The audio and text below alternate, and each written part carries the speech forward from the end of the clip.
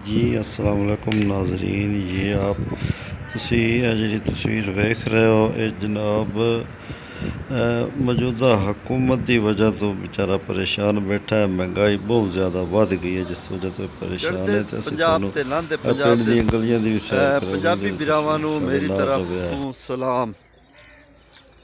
ਮੈਂ ਤੁਹਾਡਾ ਲਾਡਲਾ ਪਿਆਰਾ ਤੇ ਅਨੋਖਾ ਚੌਧਰੀ ਅਖਤਰ ਸਮੇਤ ਜੋਕਾ ਤੇ ਮੈਂ ਹੁਣ ਸਵੇਰ ਦਾ ਟਾਈਮ ਹੈ ਜਨਾਬ, ਤੇ ਮੈਂ ਆਇਆ ਮੁਰਬੇ ਦੀ ਸੈਰ ਕਰਦਾ ਵਦਾ, ਦੁੱਧ ਚੋਣਾ ਹੈ, ਹੋਰ ਵੀ ਕੰਮ ਕਰਨੇ ਨੂੰ। ਤੇ ਇਹ ਸਵੇਰ ਦਾ ਮੰਜ਼ਰ ਹੈ ਜਿਹੜਾ ਉਹ ਮੈਂ ਆਖਿਆ ਵੀ ਆਪਣੇ ਜਿਹੜੇ ਮੇਰੇ ਨਾਲ ਪੰਜਾਬੀ ਭਰਾ ਹਨ ਉਹਨਾਂ ਨੂੰ ਵੀ ਖਾਵਾਂ। ਤੇ ਇਹ ਹੁਣ ਸਵੇਰ ਦਾ ਟਾਈਮ ਹੈ ਜਨਾਬ, ਤੇ ਸੂਰਜ ਵੀ ਪੂਰੀ ਆਬੋ ਤਾਬ ਨਾਲ ਨਿਕਲ ਰਿਹਾ ਹੈ, ਆਪਣੀਆਂ ਕਿਰਨਾਂ ਬਖੇਰ ਰਿਹਾ ਹੈ।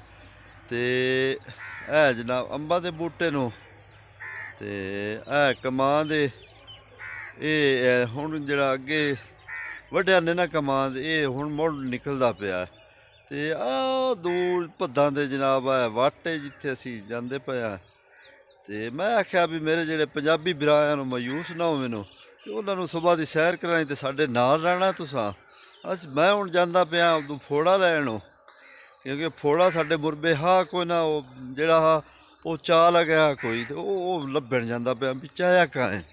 ਤੇ ਤੁਸਾਂ ਸਾਡੇ ਨਾਲ ਹੀ ਰਹਿਣਾ, ਅਸਾਂ ਫੋੜਾ ਰਲ ਕੇ ਢੁੱਟਣਾ। ਆਹ ਖਲੋਤੀ ਹੁਣ ਕੱਟੀ ਛੱਡ ਕੇ ਨਾ ਜਨਾਬ ਮੈਂ ਉਹ ਝੋਣੀ